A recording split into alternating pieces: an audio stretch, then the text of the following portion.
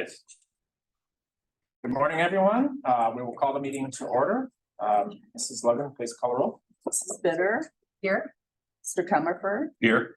Dr. Steger. Here. Mrs. Weiss. Here. Mr. Ballin. Here. Please stand and join me in the Pledge of Allegiance. I pledge allegiance to the flag of the United States of America and to the republic for which it stands, one nation, under God, indivisible, with liberty and justice for all.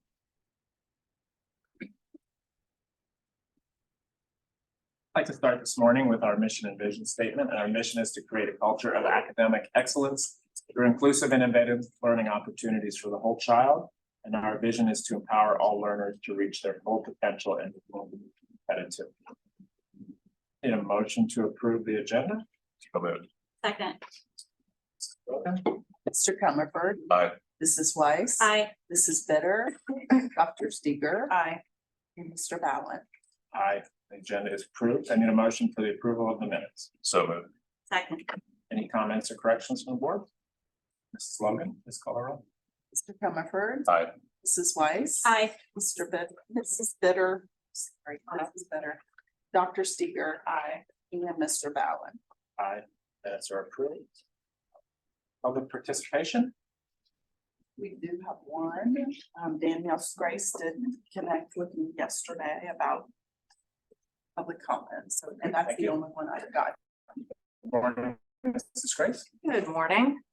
My name is Danielle Grace. I live at 3381 Golden Fox Trail, Lebanon, Ohio, 45036. Good morning, Board of Education. I am here in the capacity of the Sycamore Education Association president to share a high school facility concern, specifically a bathroom specially designed to be American Disabilities Act compliant for special education students, which was repurposed for high school administration for personal use. Please know that in 2 weeks prior, I tried to remedy this issue with both high school administration and district office administration, but was unsuccessful. Yesterday, there was a twist to the story. After I submitted my in-person public participation request at 8:45 with the topic of high school facility issue, in less than 6 hours, high school administration did the following: immediately unlock the bathroom and send an email to all high school staff at 2:42. This last-minute attempt does not remedy the situation and seems disingenuous.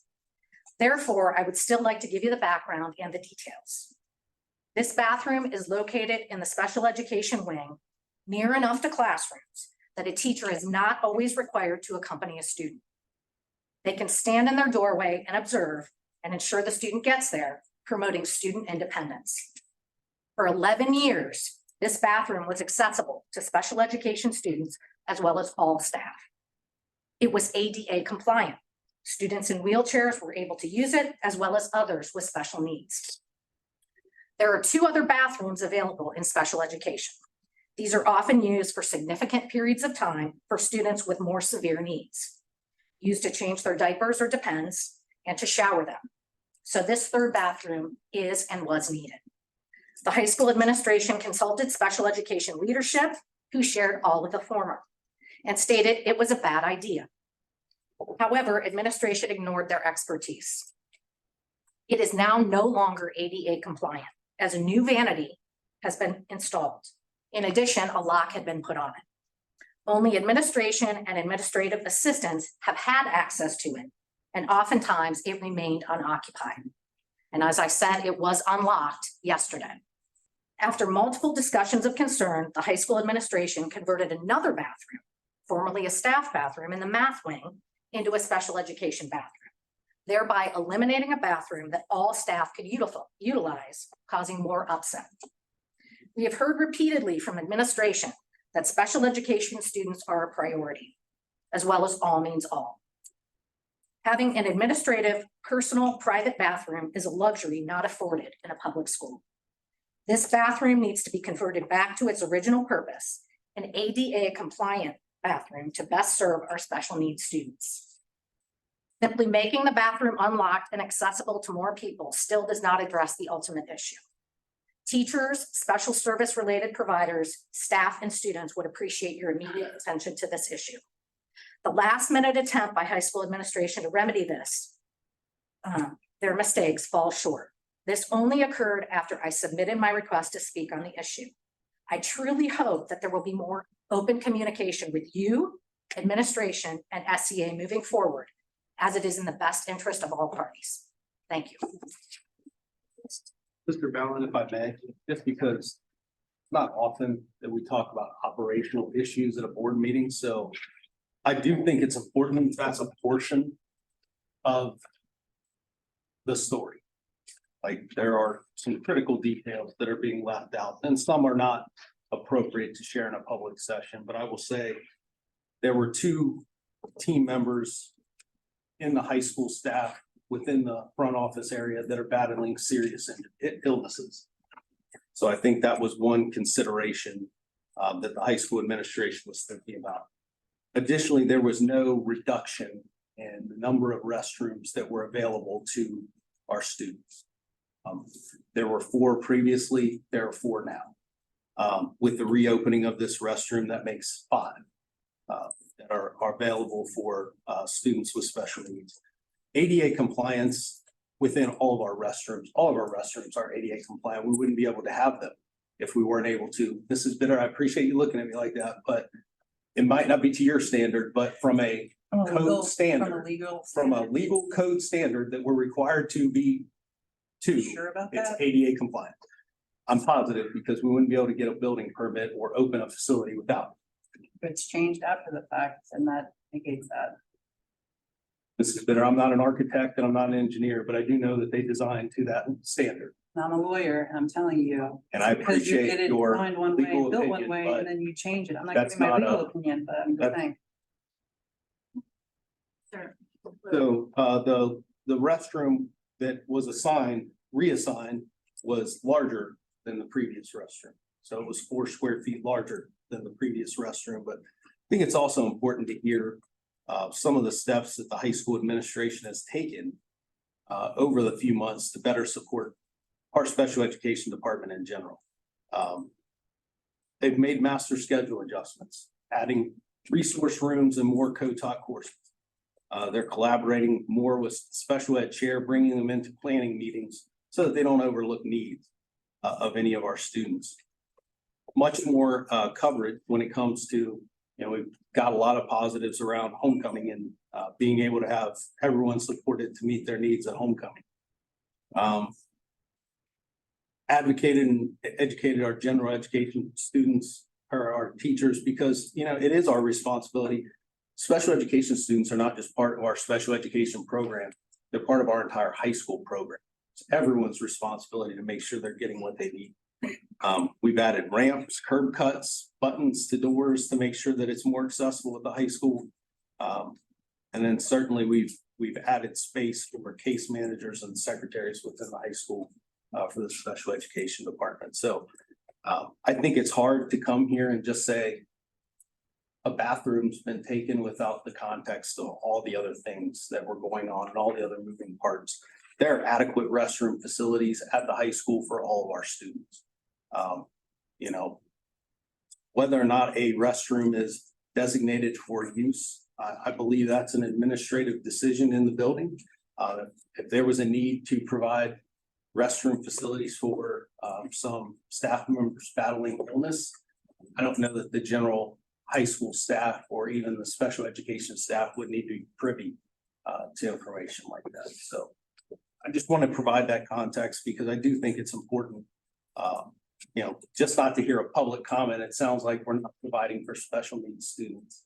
That's not the case. I just have a couple of quick questions. I think one of the things that I heard, Ms. Grace, was also proximity to their classrooms. The math wing is not right there to make it easy to observe a child walking down the hall. That was the one thing. And having just graduated out of my wheelchair after 11 weeks, I will say that if you add a vanity, I can tell you that I had trouble with the table in that bathroom to get in and out with the wheelchair. So I just want to put that out there that if you change the layout, it doesn't necessarily make it easy for being in a wheelchair to get around, even if you have help from somebody.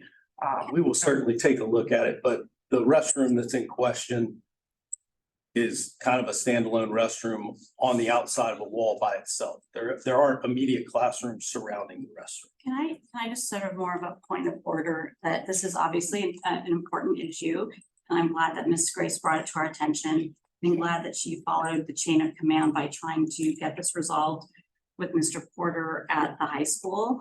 But going along the chain of command, if it's still not to her satisfaction that it's solved, I believe the next point of order would be for her to discuss it with you, Mr. Lewis, and not have it be a board discussion. I think it's important that we follow the chain of command and not actually talk about very specific operational issues in our board meeting. If it gets to that point where her issues are not resolved to her satisfaction with Mr. Lewis, then of course it should be brought to the board, but we're not at that point. Mr. Lewis and Mrs. Grace about this issue. She's spoken to me and I spoke to the high school administration. It is something that I believe is a high school administrative issue. It's not something that I would typically get involved with, and I gave my input as to, I do believe that unless there's an immediate need, that the restroom needs to be available for all. How they designate restrooms, and they're gonna go through a kind of a reshuffling of looking at how they designate restrooms in the high school. Again, it's not a superintendent or board issue to designate restrooms at the high school. Yeah, so it sounds to me like we've made steps to address her concerns, which I think is good. I think if there continues to be issues, then it can be brought back to the board. But at this point, it sounds like the restroom is back open and the high school staff is going to be looking at all the bathrooms, so. And are we 100% sure that a wheelchair could go, if something has been changed or added to the room, it could have been accessible with the wheelchair or with what was needed, but if it was changed after the fact, so you're saying, even with the change. I'll have it's still Mr. good to Lovell and go. his team take a look. Okay, that's really my question. I would recommend actually taking a wheelchair in there to know what the accessibility is like, because what you see and what you experience are two different things, and it can be humiliating having a door slamming on you as you're trying to get around in a restroom. We'll have Mr. Lovell's team take a look. Okay, thank you very much. Thank you, Mrs. Grace. Moving on to superintendent's agenda, our first item is the high school computer scene shop. Good morning. So I don't have any slides or presentation for you. I thought we could just have a discussion about how the topic kind of originated, where we've been in the process of the high school scene shop. So just kind of a broad overview is that our theater at the high school, currently they build the sets kind of on the wings of the stage on the side there. And if you've ever been backstage, there's not a ton of space back there to be able to complete to the standard of probably what our productions are at the high school, which are phenomenal. We all know that. The conversation came up, gosh, it was probably about a year and a half ago. Mr. Wapham had approached with this idea or conversation around what would it look like if we were to be able to build a scene shop for our students, to be able to better create these scenes for the productions, potentially closer to the high school, meaning not off-site, but something on the back of the theater. At that time, we had brought out our contractor that was on site, their estimation team, just to kind of look at the space of where it would be. So if you can picture the theater and the back of that theater, it's by door 18 where we enter in for the board meetings. It's a little bit complex there because there's a dock and then the stairs actually go down. But they, at that point in time, again, a year and a half ago, said it'd be somewhere between $1 and $2 million. It's a big gap, but it was really just them coming out to say, give us a ballpark. We don't even know, because Mr. Wapham just wanted to see kind of what that would take. From there, we had conversations around, does it have to be built onto the building? Could we potentially have a scene shop in the grounds building that's on the back side of the property? So we had HGC take a look at that. There's no plumbing or anything like that, so there'd be some work, and that estimated cost was somewhere around $250,000 to get that to the ability that we could have students in that space. Downfall to that space is that you then have to move the production sets all the way to the theater, et cetera, et cetera. John and his team were open to both options. We recognize that there's no funding to back this request. It's not like we're sitting on cash that we can just make this happen. Again, it was, what are the possibilities and what if? And so from that point, it's kind of just, the conversation I would say stalled just a little bit, just because we've been running after so many things, that it didn't necessarily raise to the priority.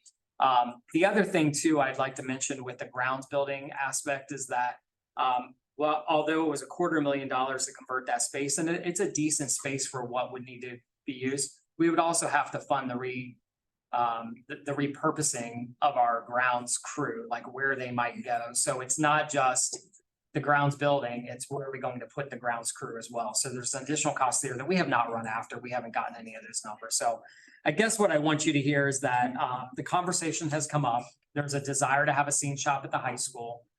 We've looked at two options, but we have not looked at them very in depth. We just looked at some high level numbers, and we haven't really looked at the risk associated or any other things that might come up because we make a decision. We don't, you know, if we build onto the back of it, what does it do to entrance 18? We haven't looked at that, all that kind of stuff. So. And I would That's where we're at. say there is, the theater boosters kind of came forward with Mr. Wapham saying, we really want to know what the board's appetite for this project, what it would be.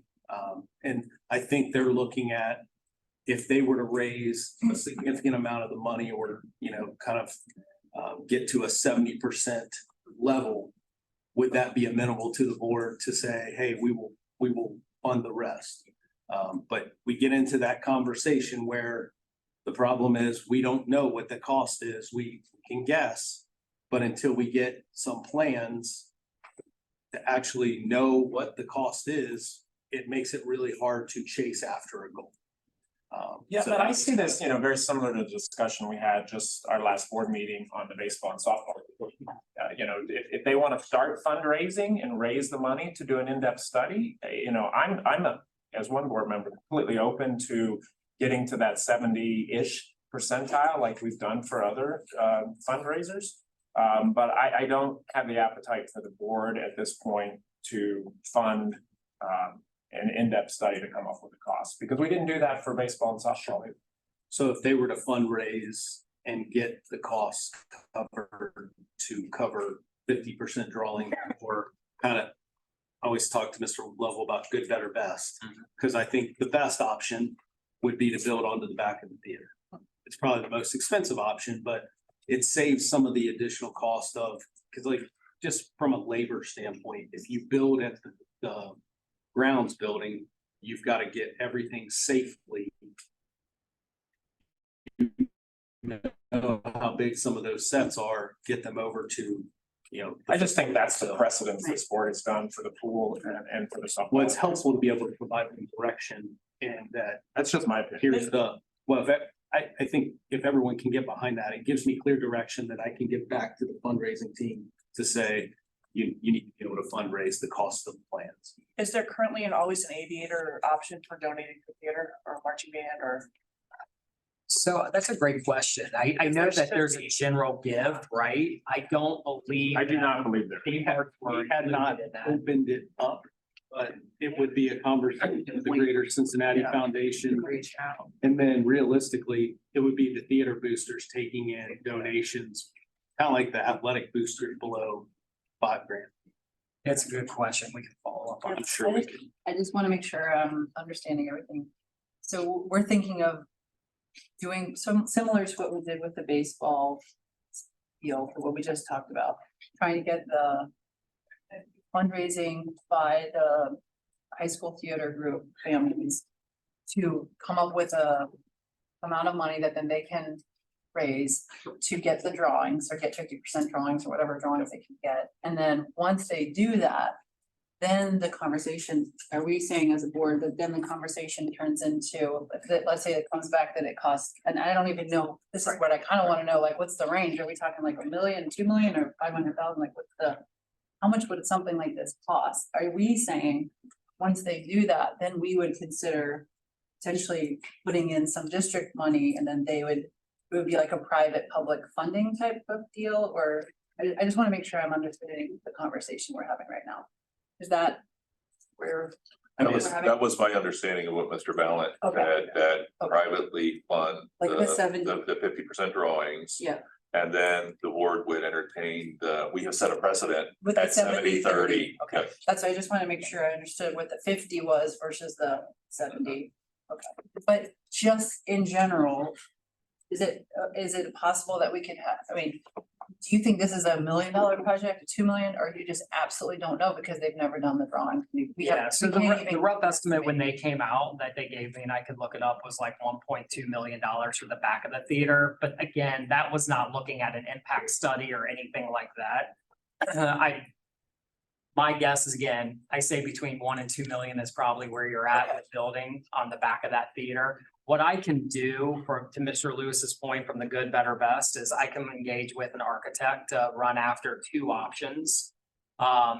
One would be for the grounds building, which I'd have to run after understanding again, the impact on that. It's not just converting, but what do we do with the grounds team?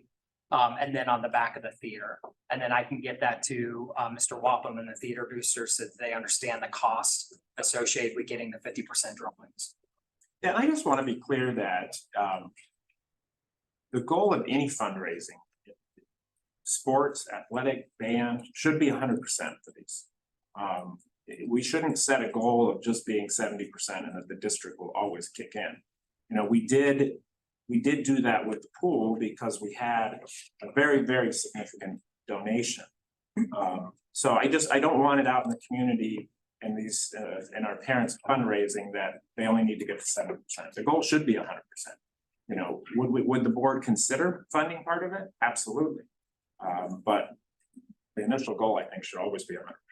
Right, and I think it has to come, under our capital plans. We have those running for 2 or 3 years. I think that has to be incorporated if we are going to make the commitment to do a 30% or, if it's $1 million, let's just say it's $1 million. That's a pretty significant chunk of money that the theater boosters would have to raise. And I'm not sure, I don't want to get in a situation where, we front the money and then they commit to fundraising it over 10 years. Like, I don't think that's a reasonable expectation to put out there. I do think it's a really good conversation to have, like what you just said about the things that we are considering. Or are we gonna do a 70-30, or are we really pushing for 100? Or, I mean, in having that open conversation, because right now we know we did that with pool. We just basically teed that up for baseball. Are there any other things that we're missing that we miss with? And then we would say theater, but I do think it's a good conversation to have with each other so that we know where we are. The other thing I would add on 2 things. One is, I do think this is a great example of why having our foundation in place could serve this type of request versus coming to the district for public funds. And I think it's just another example of why the work that we're doing on the foundation, I think, is so important to continue. Yeah. Secondly, if we do go to the grounds crew option, I'm familiar that because I've worked out there on with the band, they do all of the set design and for the marching band halftime shows, all of the construction, if you will, in a similar fashion, happens in one of the bays. Yeah. Near the grounds crew. So if we are exploring a set shop out there, I think it would behoove us to engage the marching band at the same time to understand, are their needs being met with that space? Is there a way that could be, combined or at least reviewed, needs? Not that there's a fundraising need for that, but if we're going to displace the grounds crew, make sure we understand the needs of both at the same time. Yeah, absolutely. And just to be clear too, so the grounds building is actually 2 different parts. So there's the front part that is the quote unquote garage area. Then to your point, there's a series of garages in the back. Part of those are district storage for files, and the other part is district equipment, but also marching band storage as well. And so we would look at that in the big picture. Because I think that there's things that we can do as well from a file standpoint to be able to give us more space. So being able to run after that, I think that's a pretty important thing. How do we look at that, the totality of that space and what do we do with it? Perfect. Yep. Yeah, but public participation, the board has our discussion and then we will ask for, you know, if there's comments. It's not a discussion from the board and the community. You know, I will go to public and I'll have you ask your question, but the board first has our discussion. I just want to make sure you saw it. Yeah, thank you. Any other thoughts from the board? Mr. Lovell, any timing that the theater group was looking for? Or? I haven't been made aware of any timing, Mr. Lewis, have you? I don't, it's not a time sensitive or time critical. I think they would just like to know what the goal is to be able to get moving on. Because again, you always want to know what your goal is when you're out there fundraising. Okay, makes sense. I will just say from my perspective as one board member, I do like the idea of them fundraising and trying to get some drawings, because that would give us a better idea, but I'm still in the mode of wanting to have this conversation and understand better how we are gonna plan to help fund or not fund, get other people to fund these types of projects, whether it's your foundation, whether it's the board saying, okay, we're gonna only up this amount of money if you can raise this much, and just having that public-private conversation. Because I know when we asked Mrs. Weber before she left, and I think Mrs. Logan, you might be able to guide us a little bit more on this, but what's the standard? What are best practices right now? Is it public-private? What's the percentage? Let's try to stay within a range that's reasonable so that we are, you know, not out there doing something that doesn't seem appropriate to the public and making sure we're good stewards of our money. Yeah, and I think Mrs. Bitter, you raised a very good point, and I think it was very loud and clear when we were doing the master facility planning that, you know, the public was not interested in funding 100% of athletics. We didn't get into band and theater and all that, but you know, that was a very strong statement we heard when we were listening to the community for that portion of the fundraising. And we do have to be very observant of our community. You had a question? Yes, do I have to give my name, address and all that? Your name is fine. Ellen Owens and resident, and I've lived here since 1988. My question is, and my daughters were involved in the theater, why was this brought to their attention now? They've always done this. You don't answer me. Always done what? They've always built the set the way they have. Why now is it a need? And the other thing is, I think 100% to let the public on 100%, because as a resident, I think you're setting precedent for money, I think, and I think there has to be a limit with that. I don't think the community, there was no discussion up here this morning on 100%. Oh, no, I or understand, anything but like that. You know, I don't know the answer to your question, why now. I can say our shows have gotten more elaborate, we have more students involved. That would have to be a question back to Mr. Wapham and the theater group.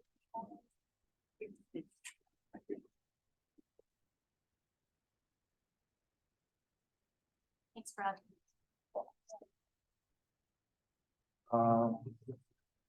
Moving on, I need a motion for the contract with Limitless School Psychology Services LLC. So moved. Second. Any questions from the board? Mrs. Logan? Mrs. Bitter. Aye. Dr. Steger. Aye. Sycamore. Aye. Mrs. Weiss. Hi. Mr. Fallon. Aye, motion passes. I need a motion for the approval of the Comprehensive Concepts and Speech Theory Incorporated. So moved. Second. Sycamore. Aye. Mrs. Bitter. Aye. Dr. Steger. Aye. Mrs. Weiss. Hi. Mr. Fallon. Aye, motion passes. I need a motion for the approval of the order Seeger Family and Auditorium Project. So moved. Second. Norval, any comments?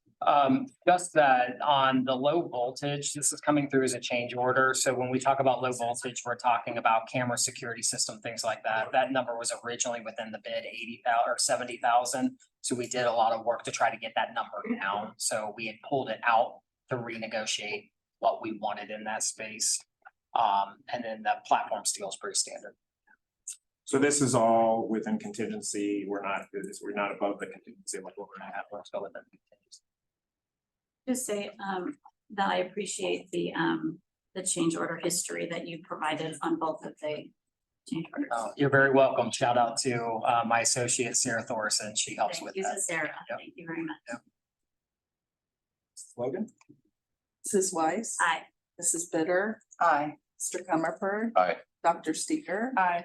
Mr. Fallon. Aye, motion passes. I need a motion for approval of the change order, Sycamore Junior High School construction. So moved. Second. I'm never going to say this is the last emergency. I have a question. Yes. I want a change order. I just wanna Sure. make sure I understand this. So I appreciate figure out what I'm missing here. Mhm. So I appreciate the list and how your assistant has put this together. But is this saying, it's saying that the total contract is 40,000, but in that, it doesn't list the 40,000 on the change order summary. And it says it twice, so I guess I'm just trying to understand. There's 24. Which one? I'm sorry, which one? are When you look looking at the first attachment, which is just the change order, For the for- junior high? yeah, Yes. change order 138 is add to contract 24,477. And then change order, 40,000 is the total for that. yeah. That's why. I'm just wondering if the next one is, what is the Pretty next one just, I'm just trying to understand the So the actual bottom attachment. part there is talking about the total project cost of the $40 million. Okay. So that's just a summary of kind of the funding of the project, and the top is the current change order to add to the Okay, contract. so the top one is a change order, and then the one below it, the change order, Is the total. CWP number 151 is just a reiteration of the top. No, what's 151? Where do you see 150? I'm looking at the first attachment, not the summary. You're looking at the actual change order. Yeah, that's what I'm trying to understand. Oh. Oh, Kind that's of- The change order. I'm sorry, I'm not. No, that's okay. I'm just making sure I'm reading the change. So down the order. one. 40 million is the total on the first, on the change. Yeah, so the bottom is actually the agreement that comes from Monarch or GC. The top one is from SHP. So all the change orders. Yep. When we issue what we call a PR, to go explore what needs to happen, that PR is issued to the GC. Then takes that and monetizes it and says, this is what the change order would be to get that work done. That then goes to SHP architectural firm. The architectural firm then legitimizes that that's the actual cost. Okay, And then the change order comes through from SHP. okay. It's a great So question. then my question then, okay, I see.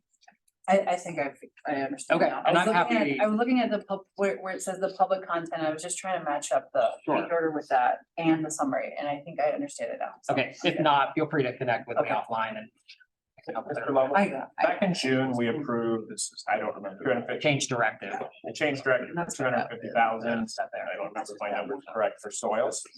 What of that did we use? All of it. We did use all of it, okay. But we didn't go above that. very good. Like $24,000.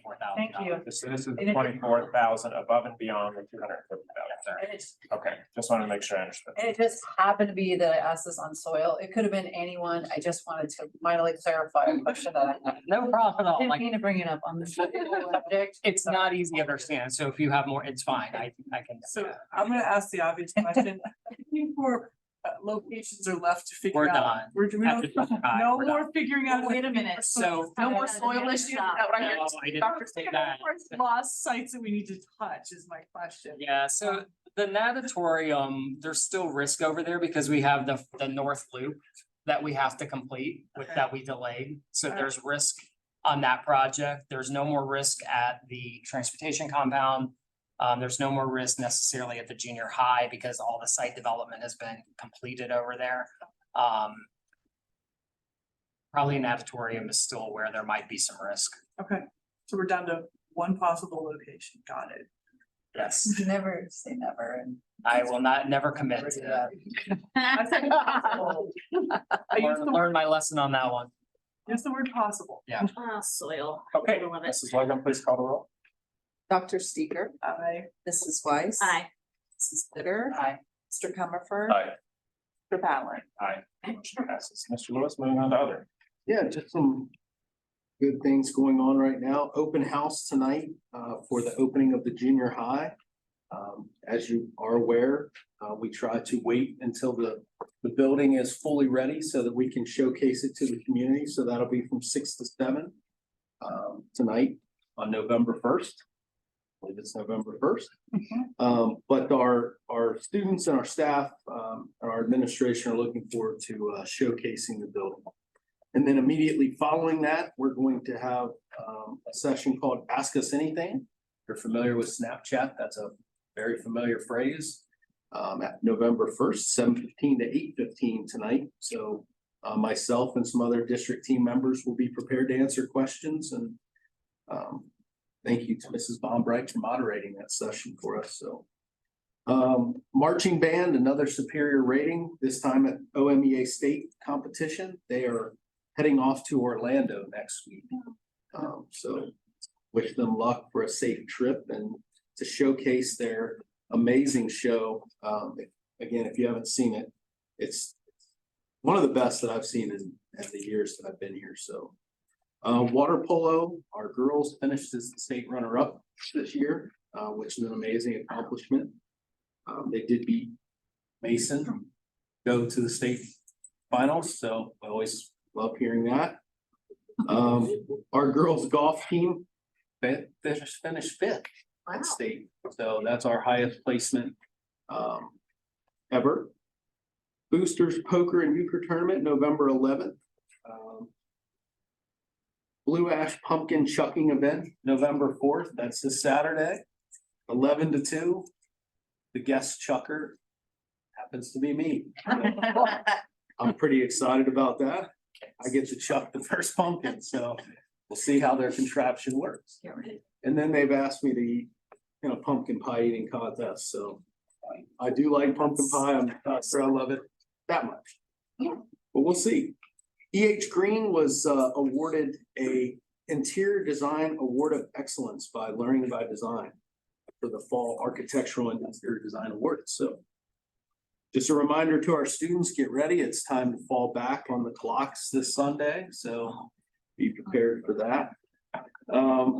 Our retreat, I know that we have that on later on the agenda, but I did want to say thank you to Order Investment Management for hosting us and allowing us free reign of their facility. It was great.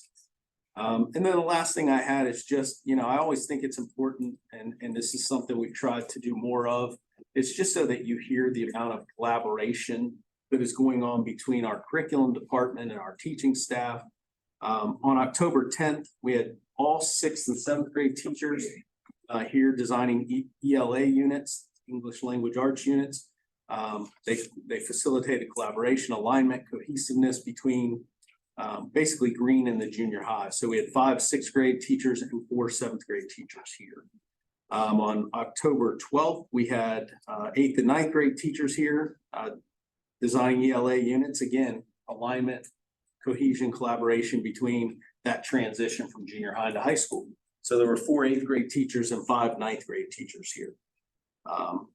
And then on October 10th, the different thing on October 10th, our ELA teachers were providing gifted services to students just so that, and they were meeting with our gifted supervisor and Hamilton County gifted advisor to discuss strategies for supporting students in their ELA classroom and implementing those strategies. So there were 12 3rd grade teachers here on that same day doing that work. And then the last one, October 18th, we had 22 K-12 teachers here working on the district math course of study team. Really looking at the K through 12 experience and looking at math programs, adoption, identifying programs, 2 to 3 programs that they will pilot. So again, doing that work alongside our 22 K through 12 math teachers. Wonderful. When is the piloting starting? I know you mentioned it last week. When's the piloting? Second semester is our target date. That's right. Okay, thank you. There's a lot of teachers involved in the activity. Absolutely great.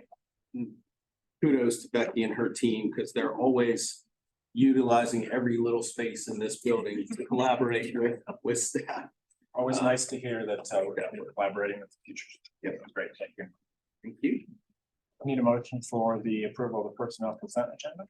So moved. Second, Logan? Mrs. Weiss, Aye. Mr. Comerford, aye, Mrs. Bitter. Aye. Dr. Seeger, Aye. Mr. Ballant. Aye, motion passes. I need a motion for the approval of the transfer. Oh, is it not? Yes. Need a motion for the approval of transfer of auxiliary services, equipment and inventory of Moeller High School. So moved. Second. Logan, do you want to just explain this one? Yes, so a few years ago, the state allowed the private schools to basically take care of their own auxiliary funds. The way it used to be is it went to the public school. And then you worked with that private school and you were basically the fiscal agent. So they decided they wanted to take care of that themselves. With that, there's the option to transfer ownership of all the inventory and assets, which makes total sense. So this would just formally allow that to happen. Any questions from the board? Mrs. Weiss. Aye. Dr. Seeger. Aye. Mrs. Bitter. Aye. Mr. Comerford. aye, Mr. Ballant. Aye, motion passes. Moving on to other board business. At our last board meeting, we started a conversation about community engagement. Just some high level ideas of what that could and should look like moving into next year. I followed up our conversation meeting with Ms. Logan, Mr. Lewis, and Ms. Fonbright to start to take what the board had discussed and kind of synthesize it into a plan. And we are bringing back today the thoughts of really a two-pronged approach here, both the short-term and a long-term approach. So the long-term approach would be more to develop strategy. And I'll have Ms. Fonbright talk about that in a second. And then the short-term approach would be, we don't want to wait. I think this is what I heard from the board meeting last time. We don't want to wait 6 months before we start to do some community engagement. So we thought that in the short term, we could look at hosting several different community events. Some of the things that came up were looking at town halls. You just heard about the Ask Me Anything, listening sessions, state of the district videos, Sycamore in 60 seconds. But we would really like the staff to come back to the board with a short-term plan of what that could look like. We discussed some of the potential topics. As we all know, tax bills come out in January. So we thought that January would be a good time for Mrs. Logan to give a financial overview of where we are with property reassessment, how schools are funded in the state of Ohio, and an overall financial view. How she chooses to do that is it's up to the team. We're certainly not going to tell them how to do this. Another topic that we discussed, that we also talked about at the retreat was around MTSS, which I know is very broad, but we could look at things such as mental health, bullying, and really just the approach to the whole child from both an academic and a behavioral standpoint. I think would be very interesting topic for our community. And again, it would be up to our administration to determine the method and what that would be. Could involve bringing in experts to speak if that's appropriate. So those were two topics that we came up with. I wanted to get some board input on those topics to kind of target those to be our first two topics moving into next year. I just also wanted to add mail, like possibility of like a quarterly mailer going out is instead of just person things to reach people. So, I agree, Dr. Steger, and I think that actually I'll let Mrs. Fonbright. I forgot I was going to let you talk. But I think that's more of the long-term strategy. Long-term strategy, okay, I just want to make sure that was out in there so that our residents who are, like to get the mail, at least get the mail. Are you asking us for a couple of Can you repeat your question? Those were topics that we came short-term up or with, long-term? short term, looking at short term. Looking at what the first two would be. The first couple topics would be, those were topics that we came up with as a team, wanted to get the board's input from both having a financial topic and then as well having an MTSS topic. I like the balance of those two topics. And the first one on the taxes, I know is a conversation that a lot of the community have been asking about with inflation. What's happening with their property value raises. So I think that's a good topic for January. I'm right Yeah, behind Mallory, you. if you want to jump in, Mallory, and kind of talk about, again, you don't have the plan developed yet, but what the thoughts were around how to develop a long-term plan. So I think on a more long-term plan scale, looking at into next school year, we'd like to do some community conversations. And not just throw out a date and say, we're gonna have to discuss this topic. We really want to invite people in and not always the same people, because we know we have the same people tend to show up and be involved in everything. So looking at hopefully stewards in different parts of the community that would represent different groups that they could invite, say 15 to 20 people from their organization or whether that be synagogue, church, political neighborhood, it could be anything, right? We could go a lot of different directions with that. And the intention would be that we would sit, discuss topics with board members, with administrators, with staff, students, and then our community members in order to gain a better picture of potentially where we want to go as far as looking at our strategic plan, because that's ready for an update. So and looking at bringing in a third-party facilitator to engage the community in those conversations. So it's not, Mr. Lewis or whoever standing up there, it's somebody from outside that could come in and really help us have some really meaningful conversations. I'm wondering, I was wondering if we can kind of look at the business advisory groups and get another couple different, positive people. Oh, for sure. Yeah. Yeah. Mr. Lewis, I don't know if you had anything to add on long-term, short-term. I think just based on what we've heard, and I think I mentioned this when we were doing some planning, and I've mentioned it. But I think long-term, it's important for us to be participants in the process and not facilitators. So having that professional facilitator working with us to really drive a topic instead of you really can't accomplish a task with 40 people that might come to a meeting trying to discuss various topics. It doesn't work. You can't get that work done if it's just kind of a free-for-all. It really needs to be honed in and like dedicated work around particular topics that, again, people have an interest in and that you're inviting in to be a part of it. And I think the key is really looking at the cross section of our district, not just, the normal, typical, yes, we'll do a group with like our PTO groups or our PTO presidents. That's an easy group, but they're so involved. They know what's going on. I think our desire is not only that group, but as Mrs. White's point, it might be our BAC team. It might be some of our advisory commission members. It might just be a group from Twin Lakes that we want to meet with and hear their input on something. So like there's expertise all over our community. We just got to get out there and tap it to find those pockets of people that we're not currently utilizing. And I think to Dr. Steger's point, and when we were talking about it, the development of the long-term strategy would also be, how does the community want to be?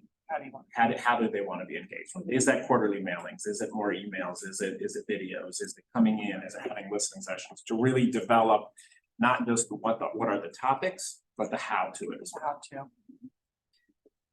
I would just say that I think that what matters the most is to go back to the beginning and ask ourselves, first of all, why are we doing it? And we probably have a couple really solid, good reasons why we're doing this, right? And I think we've talked about those types of things. For example, we want to bring our Sycamore community together so we can have conversations and everyone can be together, be at the table and sort of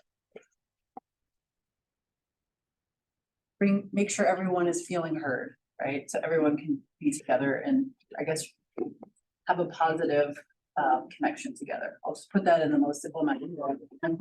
Another reason I think why we would be doing this is to really have the public understand. So we're all educated, the board, the public, everyone in our district, what the financial situation is in our school district. We just built a lot of new buildings. We have increasing property values. We fund our schools through levies. That's the law. We don't get to decide that. That's just the way public schools are funded in Ohio. And we have to operate under those rules. And we also can't talk about it in certain ways. There's only things we can say and there's things we can't. So we have to keep talking about this issue. So those to me are the two main reasons. So when we say we're gonna have a conversation, we need to think about it from those angles. Like, yes, it would be great to get out there and get as many different groups as we can, maybe not the same people, because if we're only hearing from only very certain groups and we're not getting the big full picture, right? That I think is good for the reason number 2, which is the financial part. But for the bringing the family together and getting us whole again, or, getting us to a better place together as a group, then you really do want to make sure that there are certain people that have always been at the table are there, right? So you can repair. So I guess it's kind of like we have to kind of think of it, I think, in multiple ways. So I like what you're saying about having the conversation maybe with a third party, because we all have to be part of this. Like you don't have Mr. Lewis up there facilitating and trying to like decide this when Mr. Lewis's voice needs to be there too, right? And so I agree with that. But I also think there will be times when you do have to be the one listening, right? You do have to be the one asking the question, sitting there and listening, because that is part of why we're doing this. So I think if we just really are strategic about how we come up with our goals and for ourselves, and just say, we're doing a variety of different methods, different things that we're doing. I think that would be very respectful to our community. I think it will educate our board, it will educate our community, and it will help all of us in achieving our goal. That's my opinion. And I think we're talking about like 2 different things. Like when I say I don't want to facilitate community conversations, to me, when they're bigger, broad topics, I need to be a participant. There are going to be plenty of opportunities that we're going to take from now until the end of this year for me to be leading a conversation or to be out there meeting with people, whether it be 1 on 5, 1 on 10, 1 on 50. I do that all the time. I just don't know that I necessarily always designate this is the session that I'm having. So, we'll be more intentional about doing that. But I meet with groups of community members and people all the time. That's nothing new to go and have a conversation.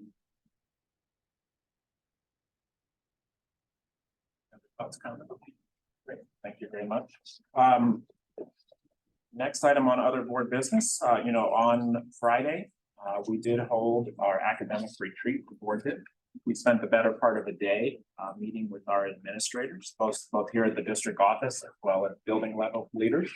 And just had some phenomenal conversations. So, just for a recap, I'd like each board member just to give their overall thoughts of the day. And what they thought was good, were good, what they learned, et cetera. So anything you want to add? I have a volunteer to go first. I can go first. I thought it was a tremendous day. I really appreciated the preparation that each of just to like explain for folks who weren't there, we had 5 different stations. And we would go through with each elementary school administration or and then the green and junior high and high school, but also the special needs. We did curriculum, and it was really good chance. And when we were in different groups, so we were in small groups and we're able to dialogue. I thought every group did an excellent job, and it allowed for good dialogue. We reviewed the state scorecard in detail and every different team had a different dimension that they could add to that discussion and that work.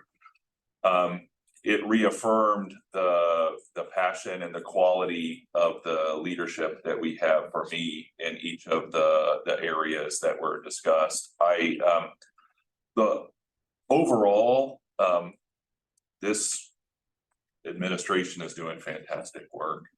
The thing that was highlighted for me that was, I'll say the new aha was specific to Sims and the number of families that we have coming in to the district at Sims at a rate, and it kind of reaffirms the need to understand our growth rate at Sims and where are they and how, and they have you know, English as a second language and the needs that are there. I felt like I heard really clearly the crisis, and I don't use that word in a dramatic way, but I think there's a crisis on making sure that we're meeting the needs of all students, particularly related to our kindergarten programming and the students who cannot speak English and the need to be an all-day kindergarten versus half-day kindergarten. I think there's some work there. And I know there will be follow-ups, but that one caught my attention because when we say all means all, it's really important that we are meeting the needs of all. And if someone can afford to be in an all-day kindergarten but they should be in an all-day kindergarten, their family would want it, we should find a way to make that happen. And I think should come back. It shouldn't be a facilities or a cost to the family kind of a concern. So anyway, that was kind of in my heart when I left there. I was like, I know we will address that, but that one was an important one for me. But overall, a fantastic day. So everyone who prepared for those sessions, thank you very much. I'll just say that I found it to be extremely helpful to be able to really learn what was going on and in understanding the successes of each building, and to understand the opportunities or challenges, to actually, as a board member, to be able to sit and listen and talk with and ask questions was very, very educational for me and helpful. And I think that that's an excellent way, definitely an excellent way and approach to doing a retreat. At least for me as a board member, I can tell you that really helped me. And I agree, there were being able to kind of get a pulse and a sense for what each school is doing. There's so many innovative things that these buildings are doing. And what was really one of the best parts about the whole day is to have an elementary school administration to be able to share their tips with the high school or the junior high. For them to be together and to hear each other, I think is really important, because it seems like we could very easily get in silos just by age group. I'm not saying that we are, but that absolutely can happen very easily. But to be able to see and hear each other's successes, education is clearly changing rapidly, and just even how each building is dealing with change and how they're preparing their students for it or their families for it, or working with staff, teachers, and trying to navigate that, because everyone's trying, but you're gonna have some successes and you're gonna have some challenges. To be able to actually talk about it with the board is excellent. So I really appreciated that. All of the administrators, like I think I said this at the retreat, just very professional and very innovative and clearly giving it their all to try to help our students. So I really appreciate that. I would say for me, one of the big takeaways that I had was the relationship building that was going on there for a lot of the people who are in mixed groups. So I was in a mixed group. I was with Ms. Wagner, for instance, and we just going around the tables, and it was just kind of like, we got to celebrate successes in the buildings, but I think like there was a little apprehension about like, okay, here are opportunities, but then everyone realizes that we just want to help with the opportunities. I think there was just an initial pause, like, oh gosh, are we in trouble? It's like, no, you're not in trouble. Let's figure out how we can do this together, because we're here to support and, help you with what you're doing for our groups. The one thing that, other than the relationship building, I thought was great, and I thought there was a strand of all day. I said that the other day, that it felt like people genuinely were trying to develop relationships within their building, which was important also. And you guys go in and out of the building, so don't take it like I'm ignoring. But the other one that really hit me was with the math. I think I said this the other day. It was just like geometry. What's going on there? It's just kind of, is it just Sycamore or is that all over the place? Is that was my big takeaway also. I don't think it's just Sycamore, is my guess. I haven't looked into it, but my guess is it's the geometry, strand that we had going is probably national, is my guess. So, If I might add, the aha I got on geometry, which I had heard before, is that because we have so many double accelerated students who take geometry early in the junior high, they don't get counted in the cohort of the geometry Right. scores. And I love that the high school said, that's not something we can control. Let's focus on the students that do take geometry at the high school. But I do think it's important that when we have accelerated learning, and this I think also is happening with our 5th grade math, and because our green school administrators highlighted this as well, is that there's a couple spots where some of our I'll say top third students are not being tested within the cohort that's being measured by the scope by the state because of their advanced movement through the curriculum. I was talking about geometry from the early ages all the way through. It was Yes. continual. Oh, a I- thread of There's geometry. a thread of geometry all the way through the grades is what and I Yeah. think it's a national idea. I don't think it's a Sycamore issue, but it's just like, how can we best address it? Maybe people can learn from us. Be my. I was so excited to see this on the agenda. I'm glad you put on the agenda. So I have 2 pages of notes. I just wanna, because I went back through my notes that I took, because it was a great day. So just to give a little bit more background to our community. So the Board of Education has 2 retreat days a year. One, it allows the board and the district to come together and focus intently on specific issues. So our February retreat usually focuses on finances, which is also super fun. But the retreat in October focuses on academics and students. And I think that that's the reason why we're all here. And so it's always a good day. While we discuss academic issues and financial ones in every board meeting, to have a whole day where we're focused on that and getting to interact with leaders in our buildings and in our district office is just great. We get to learn how everyone in our district what they're doing to help our students learn, grow, stretch, achieve, and meet their full potential. So big thank you to Mr. Lewis, who gave us all an informative, collaborative, and successful day. In addition to talking about the Ohio State report card data for each building, we also learned about the tools and assessments that are used to measure our students' progress. And then the retreat also gave sort of an opportunity really for us to forge deeper relationships with all of the leaders in the district in small group conversations and also in the kind of ever important social and casual interactions during lunch and breakfast, just kind of walking to and from the bathroom, that kind of thing. So I really had a great day. But I do want to, for our community, to just kind of highlight some of the things that are happening in the buildings. And thank you, Mr. Comerford, bringing up the challenges that are happening at Sims and geometry. And like everybody had a few things, but there was just so much information as I was going through my notes. I was like, oh my gosh. Okay, so elementary school buildings, incredibly high achievement in performance index ratings in all of our buildings. I think coming off of COVID, I think that's an amazing achievement.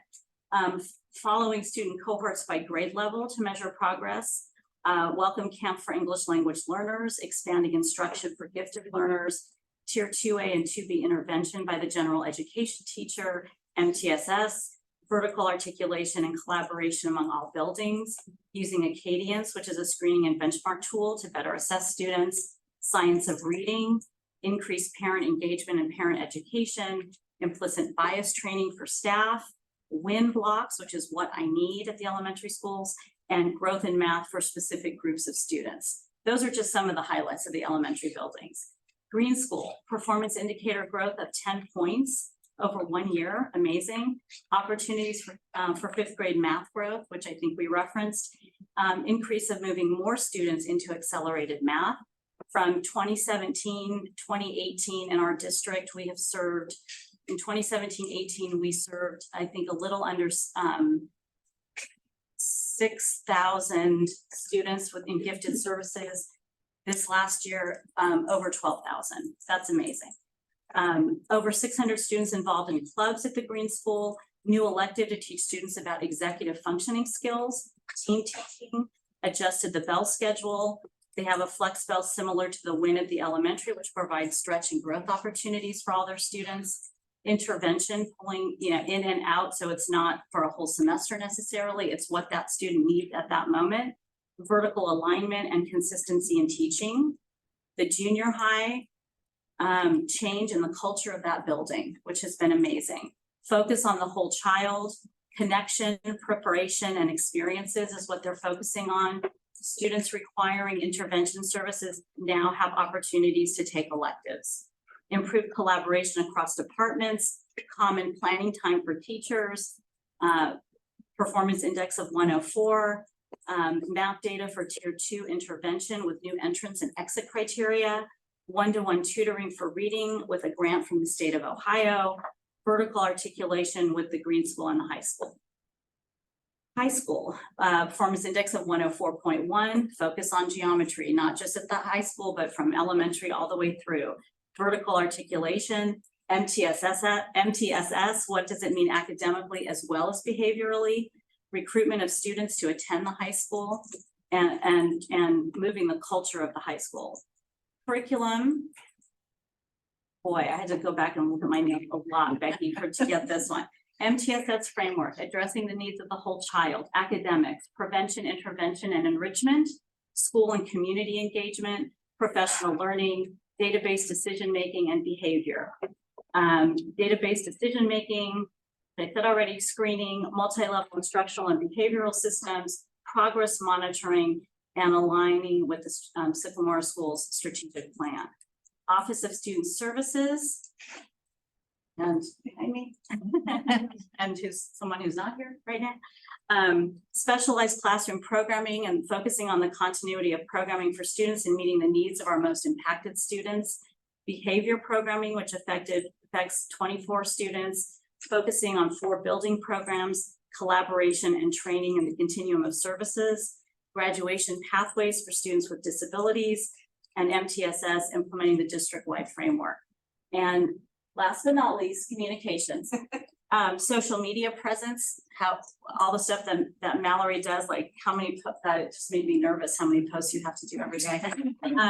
Communicating consistently with our community that don't have students in our district, having consistent communication with our families, including things like having the remind system where all languages can be accommodated, and just thinking forward and how we can communicate all of the great things that are happening in the district. So I know that was super long-winded, but I just wanted our, people who are listening to our board meetings to understand how much great work is being done in our district, and it was a great day. So thank you, everyone. So, most of what I was going to say was so I won't be repetitive except for in a couple areas. Number one, I think it is my favorite board meeting of the year because of the collaboration and because of the partnering. I don't believe that our community realizes the fantastic work that our teachers are doing. Be very intentional about the needs of every child. To hear from our building leaders about how they're differentiating, our teachers are differentiating and enrichment and having more opportunities for each and every child to move them up and to grow, really, is core for what all of us are here for and what all of our teachers are here for. And it directly goes back to the mission and vision of our entire district. So to hear that from our administrators, and I want to give a shout out to our teachers, but also administrators. We often think of, when we talk about academic achievement, that we're looking at test score data, because that's what the numbers are out there, but our teachers are looking at data from children every day. And they're utilizing that to grow and enrich our children, and that's phenomenal.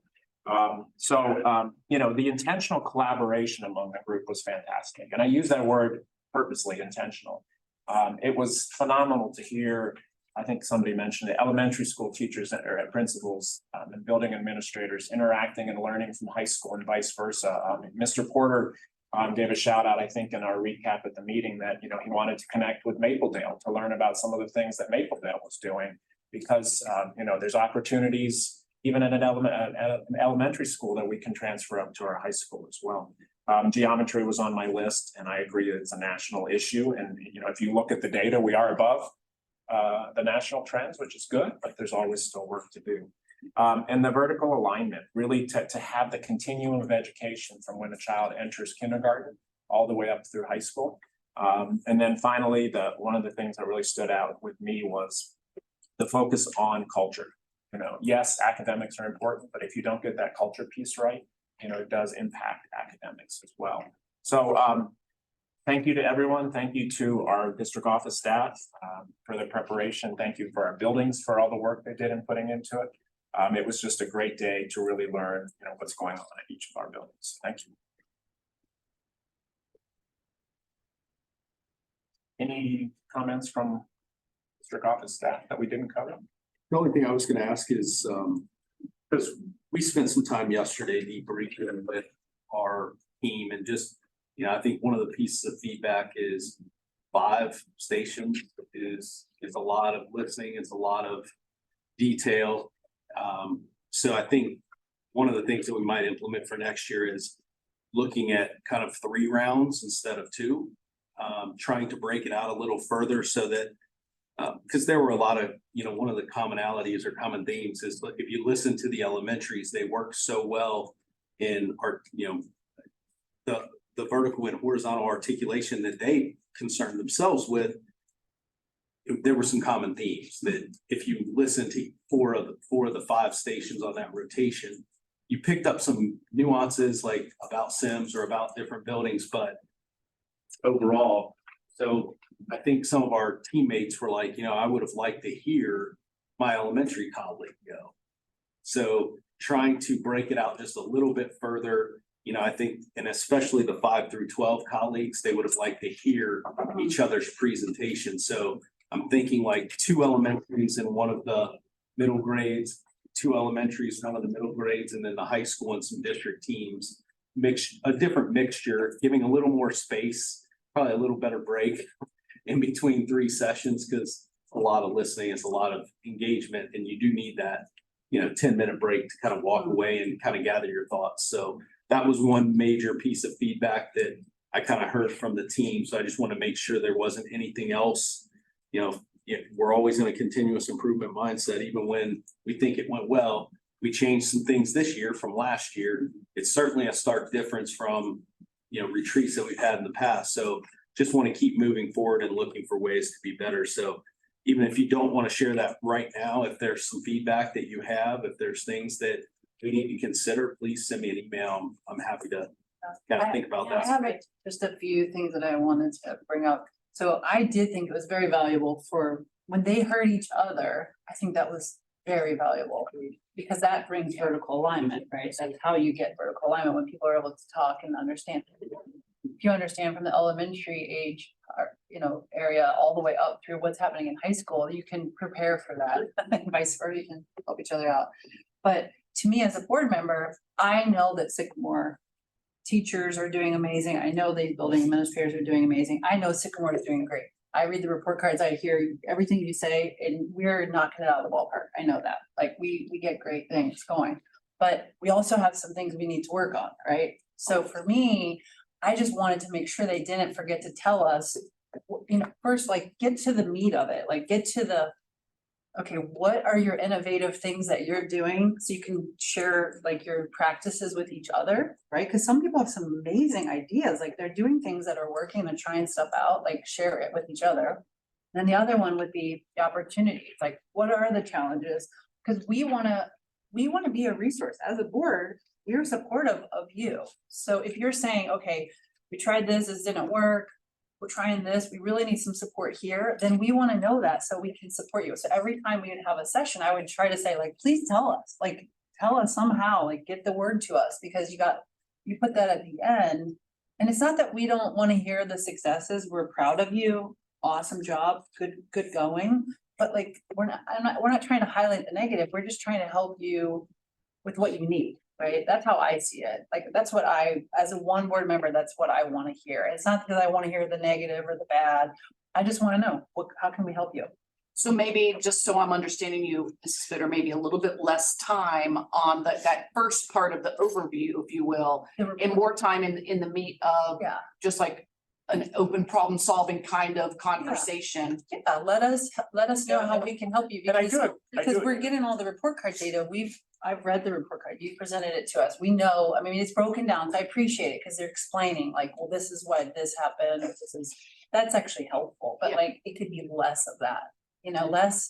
We're not Here's a the list of all the successes that we've done and let's get to like, because we know families are reaching out to us. People are reaching out, like, we know that people are having concerns. So like, let's get to it. Like, we all want to do the right thing. We all want to help. We all want to get to the best place. I would So- just challenge you that it's not negativeness, there's just challenges. No, it's not negative at It's all. just challenges. Bring to us what the challenges in the. That's what I mean. I'm trying to say by me saying this, I don't want to be labeled as being negative by bringing that up. What I'm saying is I see challenges as just like, we're using the word opportunities. There's nothing wrong with having opportunities or challenges. No, you had just used, bring us the negatives. No, no, I'd say I'm- Bring us the challenges. Fine, but I'm just saying, what sometimes when we say, what, if we ask a question that seems like we're asking for the challenge or the opportunity, sometimes we'll say, well, that's just being negative. And what I'm trying to say is I'm not trying to focus on negative. I'm trying to focus on how do we get things improved. Maybe to And I'm using the synthesize, wrong word. And maybe- I know Mr. Comfort's gonna come up with a great way. Yeah, it is a skill of his. That's what he does. That's what he does. no, But I appreciate that. thank you, Mr. Federer. I think the synthesis is that I think we all five independently, without talking, asked, what help do you need from Right. the board? And so, instead of, if we honed in on that, like, this is what help would look like, or this is where I could use your support, or this is what I need you to be aware of in case you're hearing this in the community. Any one of those angles, I think, is and maybe that's a topic instead of just opportunities, is like, maybe there's a topic of what, how can the board be of service Of to you? service, right. Well, I think the way the boards, the way the board can be of service, right, is listening to that and then providing hopefully the financial means to, to get what they need. But we're not gonna sit there and figure out how are we gonna specifically address geometry? Like, we're not gonna be the ones doing that because they're the experts and they're gonna figure that out. But just so that we are aware of what those challenges are. So when we hear things in the community, we have an answer and a response. So this is what we're doing. We know that that's an issue. This is how we're addressing it. And I think that as we continue with this format, one of the things that Dr. Steger brought up was that emphasis on relationship building, getting to know the building administrators. I think as we have more opportunities to have that engagement and build that trust, there might not be that initial like, oh my gosh, I'm sharing a challenge, as they build trust with the board, knowing that the board is supportive, you know what I mean, that type of thing. So I think as we continue down that road of the relationship and the trust building piece, then that's going to be even a more beneficial conversation, because they will know that you're there with the intent to just, hey, we just want to support you, we just want to help. Thank you, everybody. Need a motion, we vote to go into executive session per ORC 121.22G1.